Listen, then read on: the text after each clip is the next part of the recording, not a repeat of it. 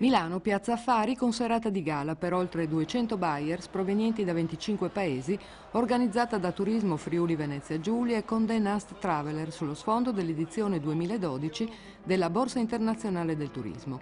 Palazzo Mezzanotte ospita la musica del pianista Balasas Avasi e le isole di degustazione per percorsi enogastronomici che fanno conoscere l'eccellenza dei prodotti del nostro territorio. Una chiave diversa per lanciare un prodotto come quello turistico, sul quale la Regione punta da tempo con un'ampia gamma di offerte. Per gli operatori, spiega l'assessore alle attività produttive Federica Seganti, insieme al direttore generale di Turismo Friuli Venezia Giulia Edi Somariva, un'occasione per valutare le qualità di una regione strategica per i loro mercati e accessibile con ogni mezzo di trasporto, dando a noi l'opportunità di conoscere ciascuno di loro, sentirne le opinioni e comprendere le ragioni del feeling che hanno sviluppato o sono disposti a sviluppare nei nostri confronti.